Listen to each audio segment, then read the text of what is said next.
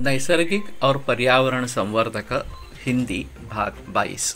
तो हम सोच रहे थे कि हम नैसर्गिक जीवन शैली के तरफ कैसे मुड़े और नैसर्गिक साधन सामग्री का उपयोग करते हुए उसका संवर्धन कैसे करें। तो अभी भारत की स्थिति ऐसी है कि भारत की लोक संख्या करीबन 130 करोड़ इतनी है और ये एक अहम चीज़ है। वैसे ये समस्या भी है और वैसे ये एक अच्छी बात भी है। सिर्फ हम उसका भली भांति इस्तेमाल कैसे कर सकेंगे इसके बारे में अगर हम सोचेंगे तो शायद कुछ हल निकलेगा। विज्ञान की जो तरक्की हुई है वो मानव का कष्ट कम करने के हिसाब से ज़्यादा हुई है। इसीलिए पहले साइकिल थी, फिर स्वयंचलित द्विचक्र वाहन इस प्रकार का आ गया, फिर 4 व्हीलर इस प्रकार की आ गई, रेलगाड़ी आ गई, विमान सेवा शुरू हो गई वगैरह वगैरह। और उसी तरीके से दूरसंचार या फिर टेलीकम्युनिकेशन, ये जो बात हुई कि फ़ोन आ गए, फिर उसके आगे सेल फोन्स इस प्रकार के आ गए और बहुत सारी चीज़ें टीवी वगैरह ये सब टेलीकम्युनिकेशन शुरू हो गया।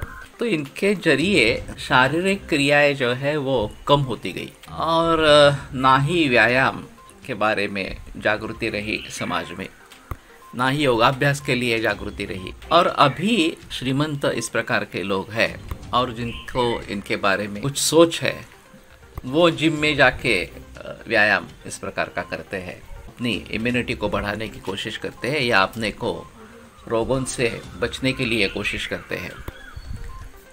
तो इसमें अगर हम इस प्रकार के सोचें कि कहाँ हम बिजली बचा सकते हैं, तो मेरा एक सुझाव था जिम जो है उसको बिजली का सप्लाई ही नहीं देने का और वो खुद अपने लिए बिजली तैयार करें।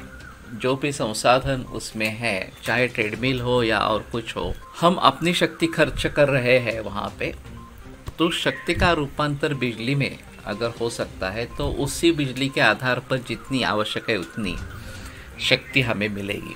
तो ये एक अहम चीज़ इस प्रकार की होगी। अभी WHO के गाइडलाइंस आए हैं कि जिम्स एयर कंडीशन नहीं होनी है। हम व्यायाम करके पसीना निकाल रहे हैं और AC उसको रोक रहा है, तो ये AC के रोकने के कारण बीमारियों को निर्माण कर सकता है।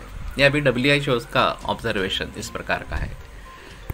तो उसी प्रकार से अगर AC कम हो जाए तो बिजली की उतनी आवश्यकता नहीं रहेगी और जितनी रहेगी वो हम शायद कुछ चक्रों का भ्रमण करके अपने हाथ से निर्माण कर सकेंगे। वैसे नागपुर या उत्तर प्रदेश वगैरह में साइकिल रिक्शा अभी भी प्रचलन में है और लोग सोचते हैं कि ये मानवीय कष्ट बहुत उसमें होते हैं और ये अच्छा नहीं है, तो उनको कुछ कर्ज उपलब्ध करके उनको ऑटो रिक्शा कैसे दे देंगे इसके बारे में सुझाव आते रहते और कई जगह ये किया भी गया है। दूसरी तरफ इस प्रकार की साइकिल रिक्शा में कष्ट तो होते हैं, उसमें कोई भावना नहीं है, संदेह नहीं है उसके बारे में, किंतु पर्यावरण का संरक्षण उससे अच्छा इस प्रकार से हो जाता है।